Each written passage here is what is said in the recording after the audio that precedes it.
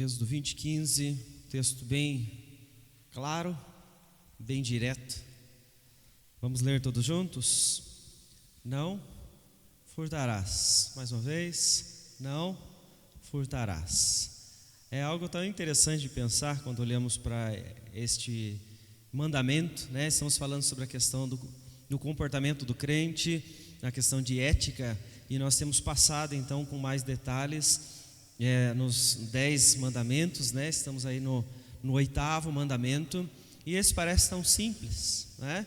Parece algo que nós não temos muito para onde caminhar, né? E eu tenho uma pergunta para fazer aos irmãos, para a gente poder começar então a reflexão desta manhã sobre este tema, que é: quantos ladrões estão presentes aqui hoje? O pastor está aqui, hoje, né? Primeiro chamou o povo de viciado e agora está querendo chamar de ladrão. Tá demais o negócio, né?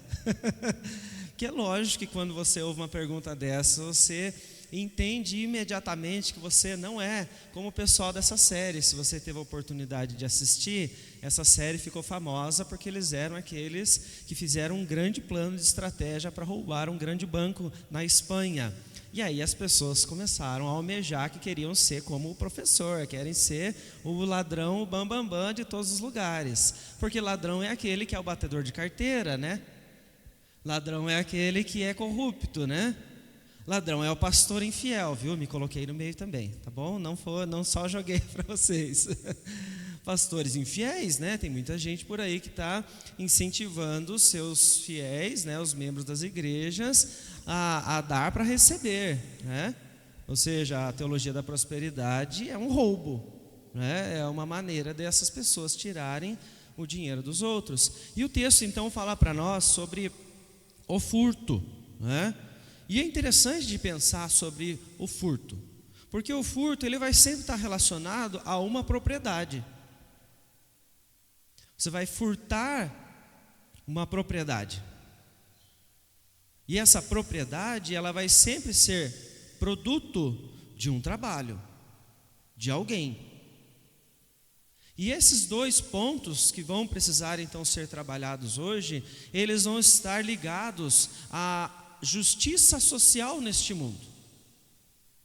Quanto mais ou menos, dependendo da consciência de cada pessoa, por meio da propriedade que ela tem, por meio do trabalho então que ela exerce. Quando nós falamos sobre o furto, nós estamos falando então de você mexer com a estrutura da sociedade, você mexer com a estrutura de justiça nos lugares onde nós vivemos. E é claro que você ainda está com a ideia na mente de que você nunca roubou carteira de ninguém. Por isso a gente precisa pensar o que é furto, para eu poder entender se eu tenho a ver com isso e se em algum momento eu precisar chamar a polícia aí porque tem ladrão no meio da nossa sala, né? Será que temos? Será que nós somos ladrões? Vamos pensar? O que é furtar? E eu trouxe aqui 2 definições. A primeira, que é a nossa revista, então ela traz como sugestão que não furtar significa não possuir coisa alguma que não tenha sido obtida por meios lícitos e honestos, a subtração oculta do alheio contra a vontade do seu legítimo dono. E aqui uma definição por João Calvino, quando ele diz então que furtar é o evitar, né? A acumular riquezas brutais e espremidas do sangue de outro. Então qualquer propriedade que não seja sua, que é espremida do sangue de outro, né? Ou seja, foi fruto do trabalho dele e de alguma maneira isso é retirado dessa pessoa, nós podemos então colocar como furto. Quais exemplos nós temos nas escrituras de furto? Eu vou colocar aqui 2, primeiro em Juízes 7:15. Alguém pode ler para nós, por favor?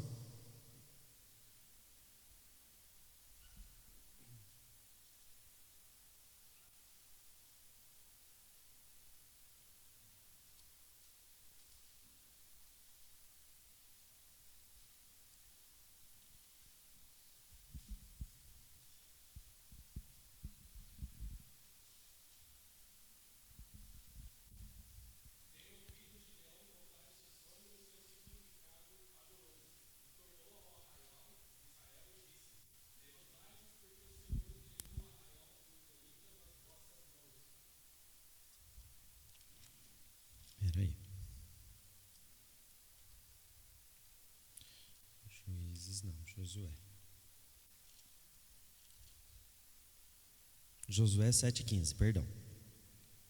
Vou ler ele aqui, como já encontrei. Aquele que for achado com a coisa condenada será queimado, ele tudo quanto tiver, porquanto violou a aliança do Senhor e fez loucura em Israel. Josué.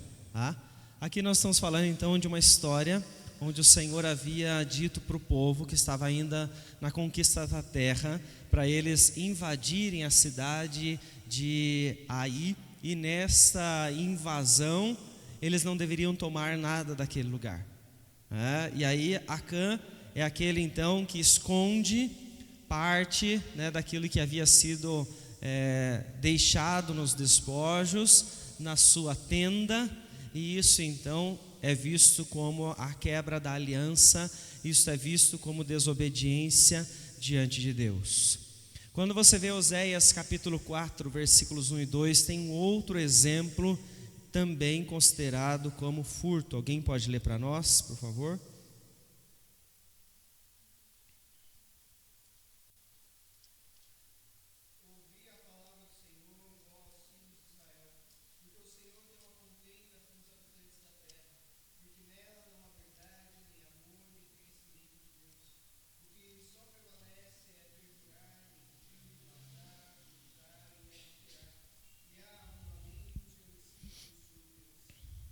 Tudo bem, então aí é uma denúncia do profeta para contra o povo do Senhor, pela atitude, pela maneira como eles estavam conduzindo o povo, na corrupção, na desobediência à própria lei de Deus. Então a palavra do Senhor ela vai trazer diversos exemplos de furtos para nós. E o Antigo Testamento traz então o furto como algo que era não só um castigo que poderia trazer sobre a pessoa, mas que muitos tinham que também então restituir aquilo que eles haviam tomado para si.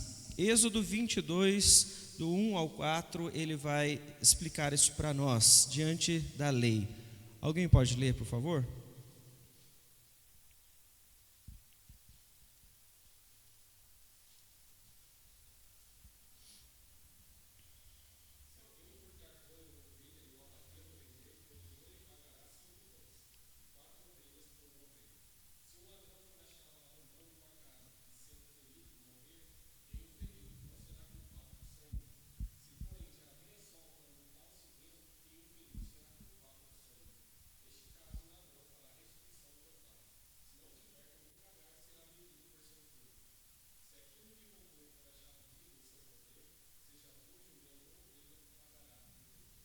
Muito bem, então nós temos aí a restituição, o castigo de ter que pagar 4 vezes mais, de ter que ser vendido por conta deste furto, ou dele ter então que pagar o dobro. Então isso já estava na lei, isto era algo que o Senhor havia direcionado ao seu povo em todos os momentos, e tudo está então relacionado a uma propriedade. Ou seja, quando você começa a observar ali o texto de Acã, talvez seja um pouco mais claro, há uma propriedade que não lhe pertencia, a qual ele pega para si, como se fosse algo que ele tivesse liberdade para usufruir, e Deus já havia então dito que não era para mexer. Quanto à corrupção, quanto à maneira de Israel se comportar em Oséias, você vê então que a propriedade que eles têm é a própria vida, é a própria maneira então de estar em comunidade. E quando você então começa a olhar o conceito de propriedade ainda no Antigo Testamento, você precisa então se recordar aquilo que o Salmo 50, versículo 12 diz, que a terra e tudo o que nela há são de propriedade de Deus. Ou seja, todas as coisas que existem, elas são de Deus. E a palavra nos mostra então que o próprio Deus, diante de tudo que Ele tem, Ele providenciou para nós uma parte disso. Ele concede à humanidade uma parte desta propriedade. Então quando você olha textos como Gênesis 2,15, onde você vê então Deus ordenando a Adão para que ele então cultivasse, para que ele então usufruísse daquela terra, o que o texto está nos mostrando? Deus está pegando a sua propriedade E está colocando para que Adão então possa guardar, possa cultivar. Quando você vai para Josué 21:43, você tem uma continuação desta distribuição de terras, se nós podemos dizer assim. Porque ali não está mais com Adão, mas agora direcionado ao povo de Israel. Ou seja, Israel tinha a mesma missão que Adão recebe com relação à sua terra perante todos os outros povos inimigos que estavam ao seu redor. Quando eu começo a entender então um pouco desse conceito de propriedade que nós temos então no Antigo Testamento, eu preciso me perguntar: somos donos de tudo que nós possuímos? Ah, mas foi você que trabalhou anos a fio para poder comprar a sua casa, o seu carro, todos os bens que você tem, as propriedades são suas. Quando você entende o conceito que as Escrituras trazem para nós de propriedade, você entende então que nós somos apenas mordomos. Nada do que nós temos é nosso, mas é Deus concedendo um pouco daquilo que é dele para nós podermos viver. Você observa isso quando Jesus também fala sobre uma parábola em Lucas 16. Alguém pode ler para nós? Lucas 16:10.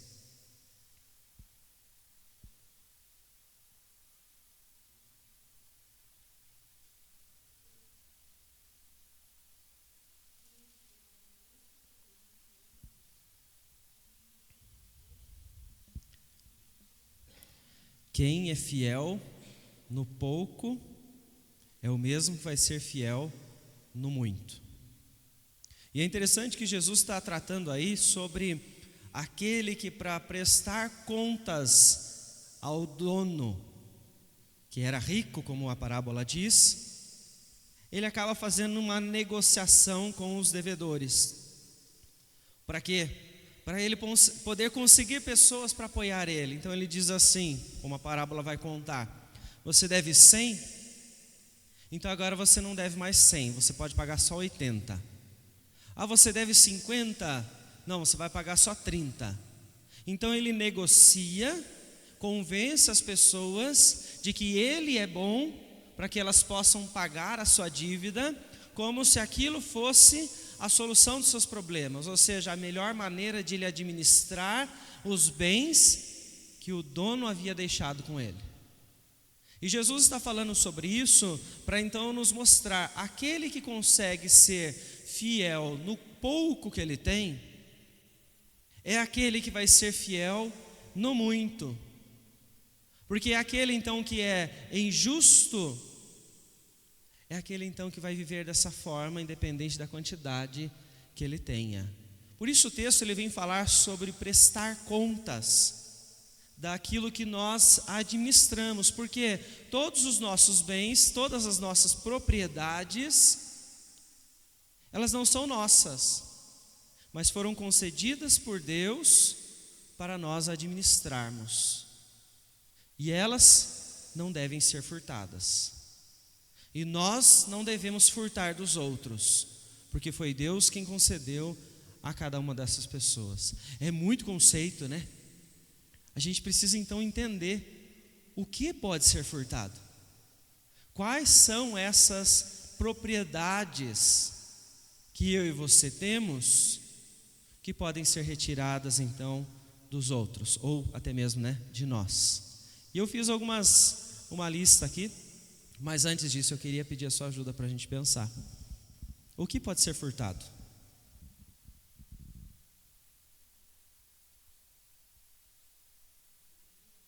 Alegria. O que mais? O que podem furtar de você? Paz. O que mais? Ninguém vai falar dinheiro?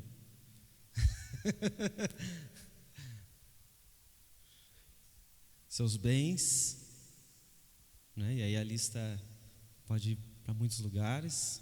O que mais?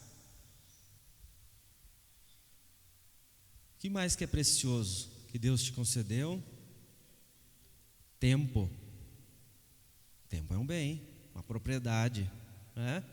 Que você tem, precisa ser cuidado, assim como os bens, assim como a vida, né? Na paz, na alegria. O que mais? Amor, né? Essa vida toda. Vou colocar algumas coisas aqui, tá? Primeira, na linha daquilo que é material. Dinheiro pode ser furtado. Energia elétrica pode ser furtada. Você já viu alguém fazer o famoso, como é que é? Gato, né? Roubam ou não roubam? Internet. Você já viu alguém roubar a internet de alguém? Né? Consegue a senha do vizinho e de repente está lá usando a internet do vizinho sem peso na consciência, né? Porque estava livre, consegui, está aberta, né? Consegui a senha. Você pegar emprestado alguma coisa e não devolver isso.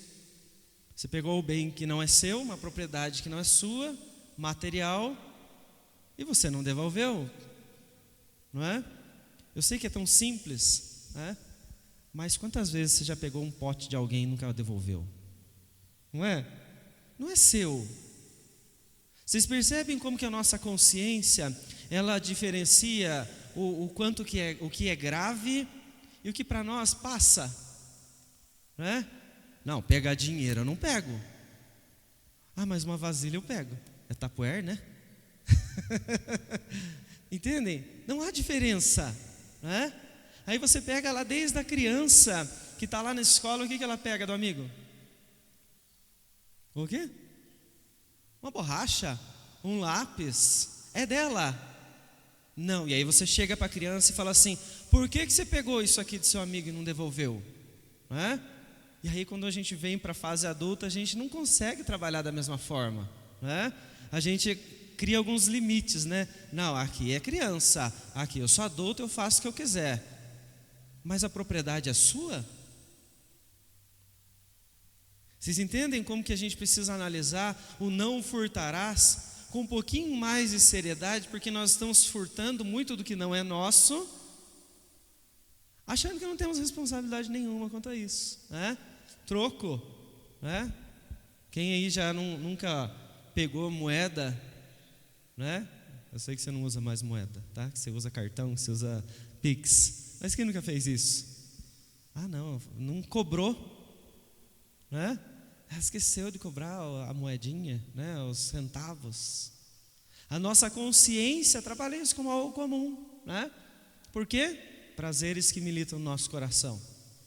É meu, né? Muito daquilo que nós vamos falar então sobre bens envolve um pouco o mandamento da cobiça, envolve um pouco o mandamento onde nós falamos sobre a avareza do nosso coração, né?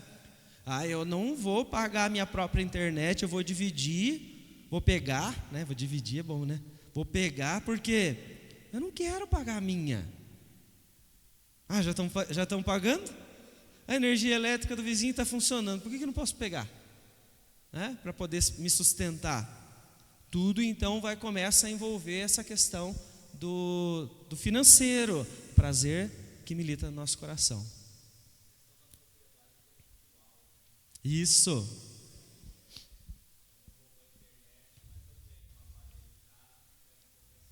Isso.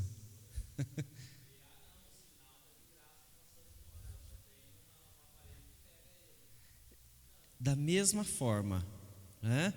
Estou usufruindo de uma propriedade que não é minha, que é fruto do trabalho de outra pessoa. Todos os bens que nós colocamos ali naquilo que é material são fruto do trabalho de alguém. Quem é que paga a energia do vizinho? Não é você, deve ser o vizinho, né? E aí aquele que usufrui. Vocês entendem como que o furto está relacionado com propriedade, que está relacionado com o trabalho de alguém que gerou essa propriedade, que não é nossa, mas pertence a Deus. Por isso nós podemos então dizer também sobre tempo e trabalho, né? Aluno que copia ou cola na prova, há um esforço aí, né? Há uma propriedade. Funcionário que finge estar trabalhando, ninguém nunca fez isso, tá? Só estou dando exemplos, tá bom? Nenhum funcionário nunca, né, tomou do tempo que daria renda para o seu patrão para si mesmo. Ninguém nunca furtou isso, né? Ficou lá enrolando até dar 5h30, né? Funcionário que serve mal ao cliente. Vejam só, nós estamos falando de propriedades. Estou falando então da empresa de alguém, estou falando da vida de alguém, estou falando de algo que fala muito mais de mim. Ah, mas é o patrão que é assim. Não, fala mais de mim do que do outro. As minhas ações, eu estou furtando, eu estou em desobediência, é a minha consciência diante de Deus. Mas como eu falei logo no início na devocional, quem aqui é viciado? Não, eu não sou viciado em drogas ilícitas. Não, mas você é viciado em atos ilícitos, não é? Se o ilícito é contra a lei e esta lei é a lei de Deus, todo o prazer da carne, inclusive esses que nós estamos falando, eles fazem parte disso. E às vezes esse ciclo do funcionário que finge estar trabalhando é algo que é tão comum, é um ciclo que parece que é normal, mas na verdade é a nossa satisfação, nosso contentamento em alegrar o nosso próprio coração.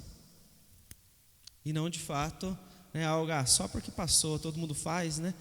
Ninguém obedece, né? Ninguém trabalha todo tempo, né? É questão de consciência. Vou colocar mais uma questão aqui.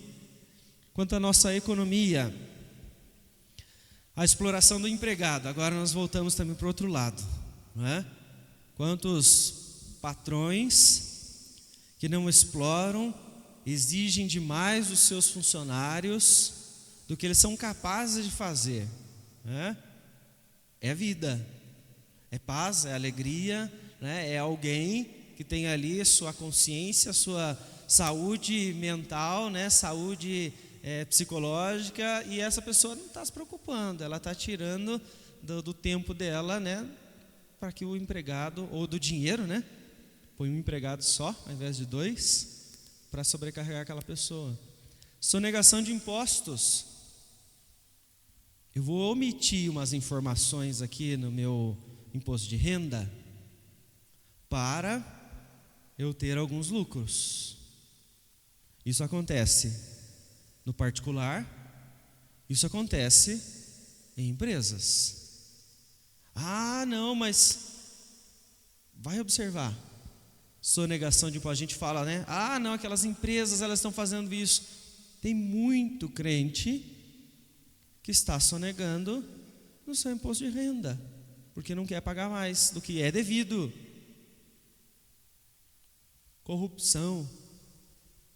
Você é corrupto? Essas perguntas são complicadas da gente responder, né? Se eu sou viciado, se eu sou ladrão, se eu sou corrupto, né? Hoje vai todo mundo sair aqui. Jatir, aumenta seu tempo de agenda, que acho que eu vou ter que mandar o pessoal lá. O pessoal vai ficar complexado hoje. Essas palavras são fortes, né? Mas é uma realidade.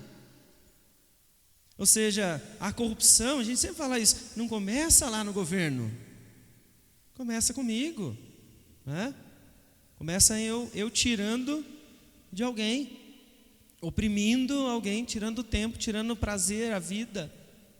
Manipulação de preços, né? Quem nunca ouviu falar de empresas que manipulam os preços para ganhar mais?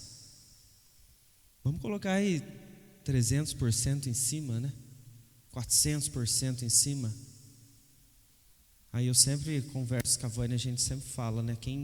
Quem foi para São Paulo comprar roupa alguma vez, volta para o interior, começa a comprar roupa e vê o quê?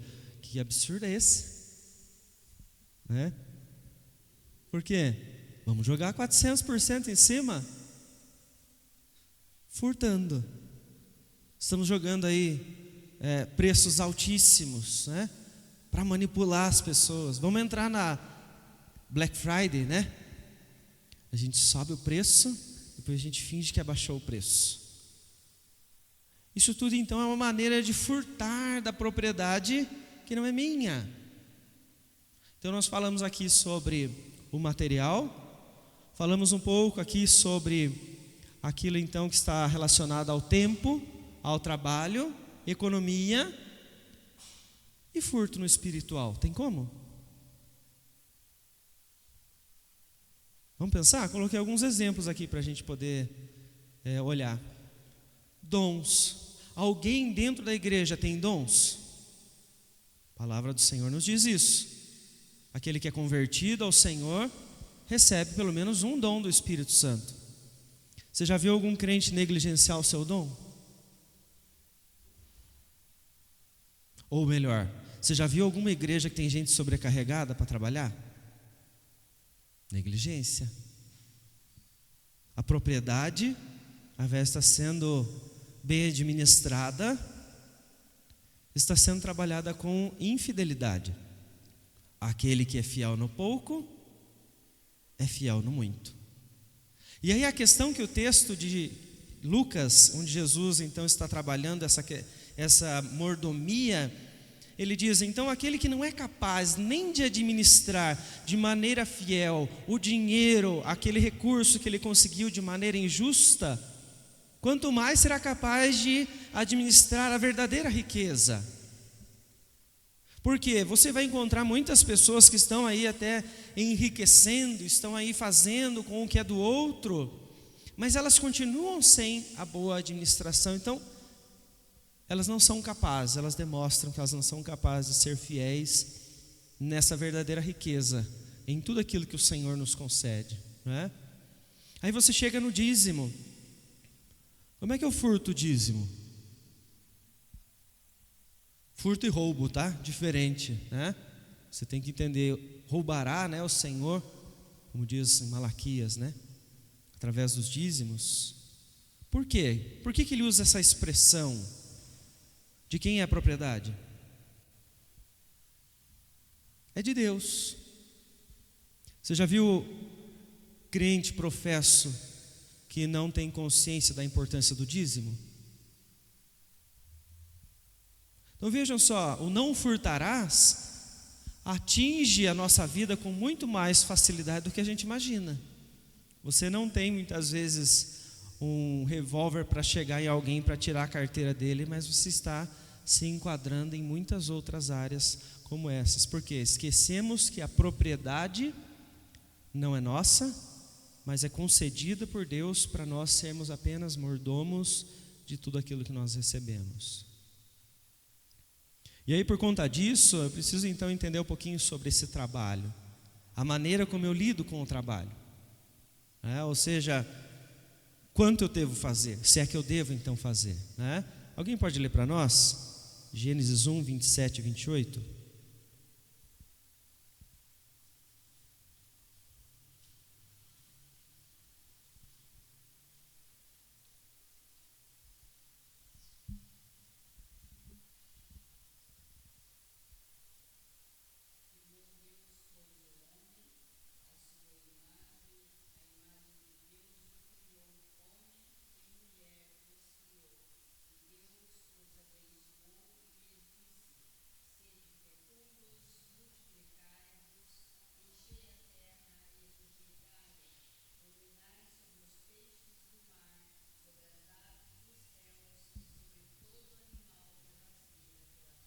Muito bem, então aí nós temos um mandato do Senhor para essa administração, para trabalhar. Ele está dizendo aí, multipliquem, vivam neste lugar. Gênesis 2,15, como nós mencionamos, ele dá uma ordem mais clara de cultivo, de guardar o lugar onde eles estão. Ou seja, nós somos chamados para o trabalho. Paulo fala aos Efésios, aquele que furtava, não furte mais, antes trabalhe. Então veja, o furto está relacionado ao trabalho. Para que você não caia neste erro, você tem que entender o conceito das Escrituras de propriedade e de trabalho, porque se não é seu, você não deve tomá-lo. Se você não tem, você pode trabalhar para talvez você adquirir, conquistar ou passar a viver desta ou daquela forma. porque tudo está no olhar daquilo que não é meu e a minha ação de tirar do outro para que eu possa ter. Independente de qual área seja, né? Nessas listas que nós falamos aí, eu quero aquilo, eu quero viver dessa forma, eu obrigo o outro a me obedecer nas regras da minha empresa. Então é todo um pensamento de que eu quero um resultado, na maior parte das vezes por causa do financeiro, e aí então eu furto para eu conseguir esse resultado. Eu quero ter mais dinheiro, então eu vou fingir que eu estou dando meu dízimo. Consciência. Eu não estou dizendo aqui que é necessário analisar o quanto você trabalha, que o pastor faz isso. Não, é sua consciência para com Deus. Mas é a mesma coisa que Ananias e Safira fizeram quando eles vendem a propriedade, eles entregam aos pés dos apóstolos. A consciência deles era: eu vou fazer fingindo que aquele é o total. Mas diante de Deus isso é a infidelidade deles. Então na nossa consciência, quando eu faço isso, eu preciso entender: essa propriedade não é minha e tem um porquê de eu estar agindo assim. E isso tudo então nós precisamos compreender esta linha para eu conquistar, para eu ter honestamente, com fidelidade a Deus. Muitos, e aí eu mencionei esse exemplo, né? Muitos não dão o dízimo porque querem ter mais. Não porque não entenderam o conceito, mas é só pela avareza. Porque muitas vezes tem muito, mas querem ter mais. Quando o dízimo é uma demonstração de gratidão a Deus, quando o dízimo é uma demonstração do nosso compromisso ao Senhor, quando nós professamos a nossa fé, professamos o nosso serviço ao Senhor, nosso envolvimento com a obra de Deus, nós sabemos, é através disso que a igreja ela é sustentada. E você que é igreja presbiteriana sabe muito bem que esse dinheiro ele não vai para o bolso do pastor. Há uma administração, né? Existem pessoas que auxiliam nisso. Então essa fidelidade a Deus, né, ela vai mostrar muito do nosso coração. Nós vamos trabalhar. Você quer ter mais recurso, né? Então o que é que a palavra de Deus diz? Trabalhe mais, mas saiba administrar tudo aquilo que você tem como propriedade, para que você não caia no erro de alimentar um outro pecado. A idolatria é o dinheiro, ou a idolatria é o próprio trabalho. Então é uma linha muito tênue, né? Eu quero mais, então vou ter que trabalhar mais. Mas cuidado, você pode se afastar de Deus da mesma forma, né? Duas coisas que a palavra nos mostra: trabalho é para todos e o trabalho traz satisfação. Alguém pode ler esses textos para nós, por favor?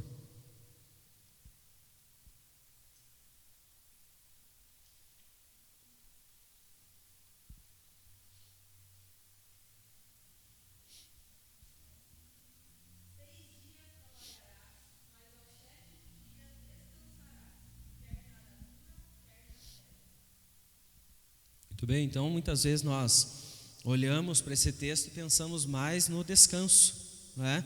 Esse contexto que ele vai trazer para nós. Mas ele foca primeiro no trabalho. Trabalhe, não é? Trabalhe para você poder então encontrar o seu sustento.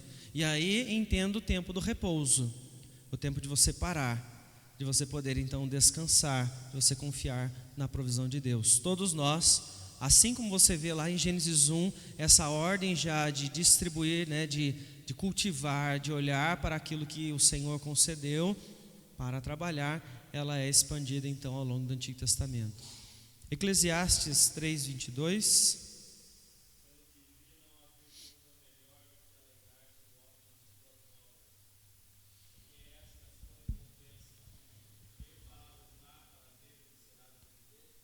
Isso, então seja recompensa, a satisfação. Por mais que o pecado tenha corrompido, né, até mesmo o nosso trabalho, o nosso prazer, em meio a isso que o Senhor já havia deixado antes da queda, nós encontramos também satisfação diante de Deus. Por isso, nós precisamos entender, né? Aquele que não quer trabalhar, o que a palavra nos mostra? Que não coma, né? Ou seja, para você poder entender o furto que é, né, resultado do esforço de alguém, você precisa entender que a palavra está nos mostrando, ela é contra. Todo tempo você vai encontrar textos relacionados à preguiça, né? Para que as pessoas façam com excelência, para que elas trabalhem, para que elas se esforcem, porque o Senhor então não se agrada daqueles que vivem às custas dos outros, daqueles que vivem sem se esforçar. E infelizmente a nossa cultura hoje em dia, ela tem alimentado uma mentalidade onde a pessoa cada vez menos precisa se esforçar, e ela vai dependendo do trabalho de outros, sem entender o quanto que ela tem que fazer por si mesma. E então nós temos conceitos que são importantes, que nos mostram isso. Já vou passar a você, Paulo. Nós vemos muito isso, por exemplo, dentro da igreja, né? A igreja tem um braço social sempre para as pessoas, né? Mas o que a sociedade está plantando? Quanto menos você fizer, não tem problema, porque sempre vai ter alguém que vai suprir a sua necessidade. Furto, o abuso daquilo que o outro tem como recurso, sendo que você muitas vezes tem saúde para adquirir, né? E aí você vê muitas famílias que estão assim, né, Paulo?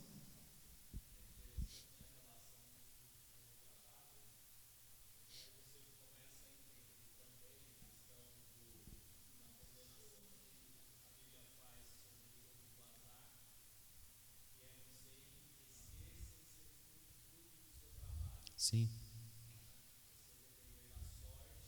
Uhum. Sim.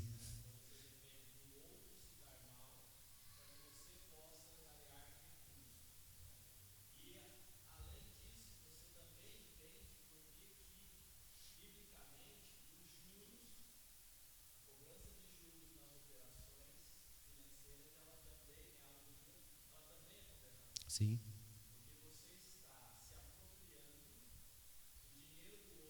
Uhum. Isso.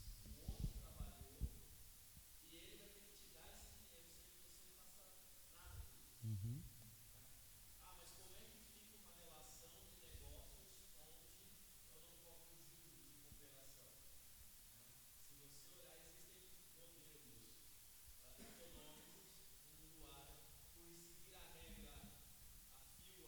A lei. Uhum.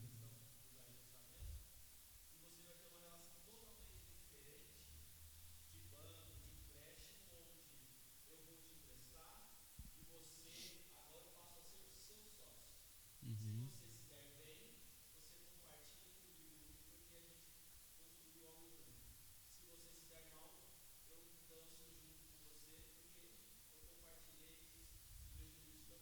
Sim.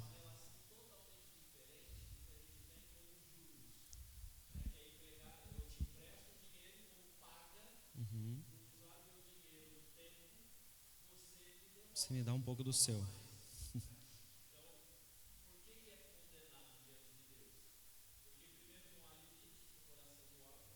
Uhum. Isso. E volta muito na questão da nossa avareza, né? Do nosso desejo de ter mais. Eu sempre quero mais. E eu me afasto quando eu penso nisso, me envolvo em jogos de azar. Outro dia até mencionei do jogo do tigrinho, né? Tem muita gente se afundando no tal do jogo do tigrinho por conta dessa fantasia de que eles vão enriquecer, né? E a pessoa se esquece de onde vem o sustento, de onde vem todo esse cuidado, que na verdade vem da provisão de Deus, né? O maior problema aí dos jogos de azar, não se esforçam para conquistar aquilo que Deus vai dar a eles, né? Porque Deus nos sustenta por meio do nosso trabalho, do nosso esforço. Deus está cuidando de nós, né? E esta consciência da provisão de Deus nos leva a uma vida cada vez mais justa para com todos, né? Deus é quem está concedendo. Isso daqui é algo que é propriedade divina. Então eu tenho que administrar bem, administrar com fidelidade, administrar honrando ao Senhor, né? Essa visão de tirar sempre do outro, né, para que o outro se prejudique, é aquela questão da consciência nossa, né? Eu vou ganhar sempre um pouquinho mais, né? Eu vou sempre dar um passinho a mais, né, para a gente poder então enriquecer. E aí, isso tudo, então, o furto que está relacionado à propriedade, que é fruto do trabalho de alguém em algum instante, isso vai trazer então uma alteração na nossa vida em sociedade. Tanto o trabalho quanto a propriedade podem aumentar ou diminuir a vida, né, tranquila, boa, em paz das pessoas em meio ao lugar onde nós estamos, ou temos recursos maiores ou menores para investir em meio àquilo que as pessoas estão precisando naquele instante, né? Então nós precisamos entender qual que é a razão que nos leva ao envolvimento pela busca da justiça social. Quem já ouviu sobre esse tema aí, pode ajudar a pensar um pouquinho mais sobre isso. O que é que nos leva em direção à justiça social?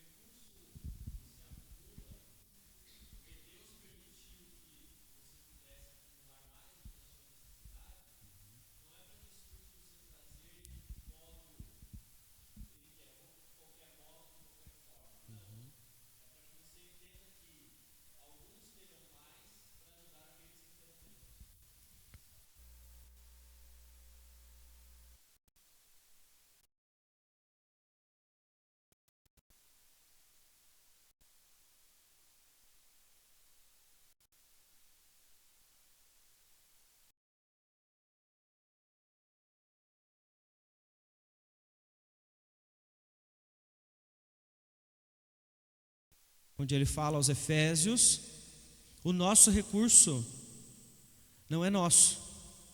A propriedade, por mais que a nossa consciência queira trazer essa ideia de que foi você quem conquistou, então tudo te pertence, você pode fazer o que você quiser daquilo que você tem, isso está contra a palavra. Por quê? Porque ela mostra para nós que tudo que nós temos é de Deus. E se é do Senhor, isso deve ser visto para reino, para uma vida com Deus. Pode falar, Luciano. Uhum.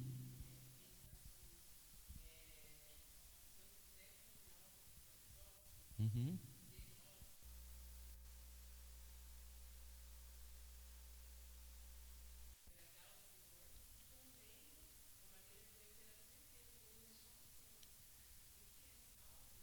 Vai ser uma demonstração, né, da minha fé, né? Como o Tiago diz, né? A fé sem obras é morta, né? Isso é importante a gente entender, por quê? Porque eu estou obedecendo a Deus quando eu estou agindo para tentar diminuir o sofrimento do outro, para eu tentar mostrar para essa pessoa o que vai acontecer na eternidade. Porque nós temos a partir de Gênesis 3, com a queda, a corrupção, né? A imagem de Deus que se corrompe, a vida em sociedade que se corrompe, né? E o que é que nós temos a partir de Cristo Jesus? Quem são aqueles que o Senhor ama, né? Nós vemos o Senhor falar, né? Ele está então moldando aqueles a quem Ele ama para ser a imagem de Cristo. Ou seja, a imagem perdida por causa do pecado está sendo restaurada. E é essa vida de comunhão, essa vida onde todos estão em harmonia, essa vida em sociedade, que tudo se perdeu por conta então do próprio pecado. Isso é condenado nas Escrituras em vários lugares, tá? Aí um dos exemplos, de Isaías capítulo 1, onde ele está condenando aqueles então que promoviam os cultos ao Senhor, mas ao mesmo tempo esqueciam dos estrangeiros, esqueciam dos órfãos, esqueciam então das viúvas. Ou seja, a justiça social, ela está presente desde o Antigo Testamento para trazer às pessoas a vida que elas nunca deveriam ter perdido. A vida justa, entre as pessoas, que elas perderam por conta então do pecado, da entrada do pecado no mundo. Na oração que nós fazemos, ensinada por Jesus, ela então repete: venha o teu reino. E o que é uma vida no reino? Quando nós entendemos a pergunta que fazem a Jesus: quando virá o teu reino, E ele diz então que o reino já está em nós, porque por meio do Espírito Santo que habita em nós, nós vamos cultivar, nós vamos revelar.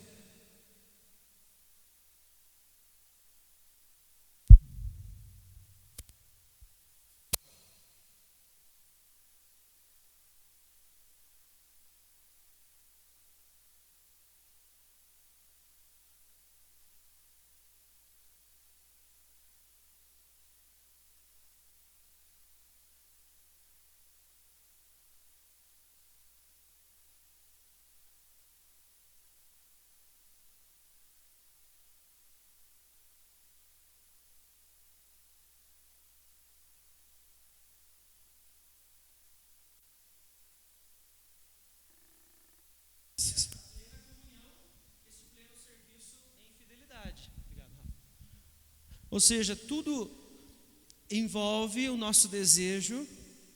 Eu quero ter mais, eu furto do outro, porque eu não me importo com o que vai acontecer com a vida do próximo, não me importo com as consequências, não importo com quem vai perder, porque o meu dinheiro, a minha propriedade é só para o meu prazer, é para o meu coração. Quando o conceito das Escrituras, Antigo Testamento, de tempos em tempos as dívidas eram perdoadas, para essa vida em comunhão, em justiça, um para com os outros. Novo Testamento, mais uma vez, eles vendiam os seus bens para os outros, para dividir, porque consciência de que eles são uma comunidade só, e vivem neste reino, são princípios do reino. Quando você olha para a nossa sociedade, isso é diferente. Isso é, eu trabalho para o meu e é só meu. Não é seu, não posso dividir com você.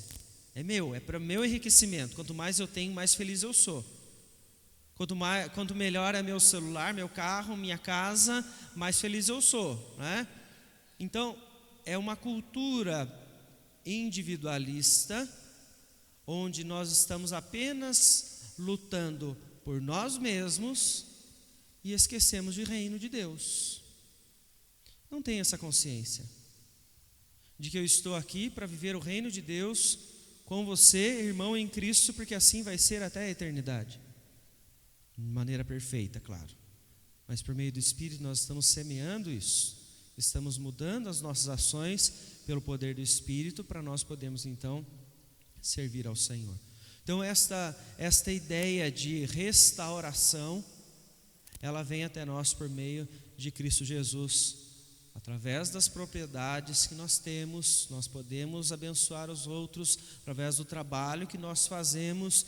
Quando administramos tudo isso com fidelidade, nós então podemos aumentar a justiça do meio onde nós estamos, podemos ter recursos, podemos ter aquilo que vai então ajudar outras pessoas nas diversas áreas que as pessoas estão hoje sofrendo.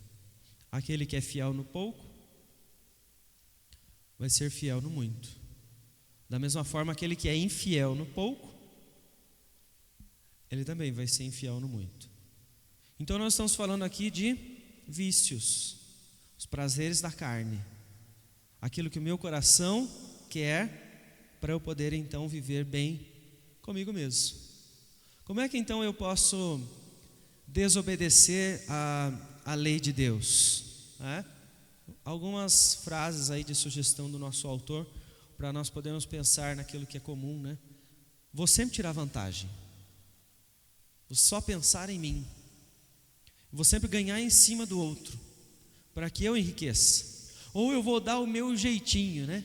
Jeitinho brasileiro para conquistar as coisas, e nisso nós desobedecemos então a lei de Deus, nós furtamos. Por que nós temos que lembrar? É que o grande problema é que nenhum de nós nasceu criminoso. Não quero dizer que você não nasceu pecador, mas que com o tempo você aprendeu aquilo que de fato importa para o seu coração, que estão te levando a furtar o que não te pertence. E você se tornou um criminoso em algumas áreas, perante a lei de Deus, e às vezes perante a lei dos homens, não é? O que é que nós precisamos então pensar com tudo isso, para concluir? Sustento. O seu sustento vem de Deus. O Senhor é aquele que sabe das suas necessidades, né? Jesus fala em Mateus: não andeis ansiosos de coisa alguma, né? Ou seja, Ele está cuidando das aves do céu, Ele está cuidando das plantas, Ele está cuidando de toda a criação, dando aquilo que é necessário, Ele vai cuidar de você. Por isso nós precisamos entender: o trabalho é importante, mas nunca em excesso, né? O trabalho vai tornar digno aquele que é trabalhador, né? Ou seja, a satisfação, recompensa, mas há um limite nisso. Confie no Senhor para o seu sustento. Deus vai abrir portas, Deus vai cuidar de você. Trabalhe, mas honestamente, independente da área em que você esteja, independente da sua função, seja honesto, não é? Por mais que você tenha um trabalho que ninguém vê, seja honesto, assim você vai honrar a Deus. Seja justo e honesto com preço, salários, lucros, tratativas aí com funcionários, né? Muitos têm pessoas que estão sujeitas. Seja honesto a todo tempo com essas pessoas, né? Não furte deles aquilo que Deus concedeu. E ore e disponha-se para que a igreja tenha sempre envolvimento social, por onde nós vamos levar também o reino de Deus. Uma coisa vai levar a outra a todo instante. Tudo isso para nós entendermos que a nossa vida, ela é para a glória de Deus. Independente daquilo que temos ou do quanto nós temos, não é para nós, mas é para a glória do nosso Senhor. O nosso versículo de hoje vai ser esse mesmo que nós repetimos algumas vezes, Efésios 4, 28. Vamos ler todos juntos? Aquele que furtava, não furte mais, antes trabalhe, fazendo com as próprias mãos o que é bom, para que tenha com que acudir ao necessitado. Efésios 4, 28. Vamos orar para encerrar a nossa aula, assim nós aguardamos as crianças subirem. Querido Deus, em nome de Jesus, nós agradecemos por este momento onde pudemos vir à Tua casa, refletir na Tua palavra e entender, ó Deus, que muitas de nossas ações, elas não agradam ao Senhor. E nós clamamos pela Tua misericórdia, clamamos pela ação do Senhor sobre nós para restaurar as nossas vidas. Pedimos que o Senhor nos ajude, ó Deus, a viver em obediência, a viver em fidelidade, Senhor. Em tudo aquilo que temos, tudo aquilo que fazemos, que tudo seja para a glória do Senhor. Clamamos a Deus que o Senhor continue abençoando o Teu povo. Nós que confiamos em Ti, ó Deus, que o Senhor nos use para nós levarmos o reino do Senhor onde nós estivermos. Começando nas nossas casas, mas expandindo isso, ó Pai, para o ambiente de trabalho, para a vizinhança, para a nossa cidade, Senhor. Que o Senhor abençoe o Teu povo para que a vida no reino, ela seja comum, para que ela não seja algo que seja espantoso, mas que seja algo que todos tenham costume de fazer, para poder, a Deus, demonstrar à sociedade, aos que não creem, o que é viver com o Senhor, como será um pouco daquilo que nós temos de vislumbre da eternidade, Senhor. Em nome de Jesus, nós oramos e agradecemos a Ti. Amém, Senhor.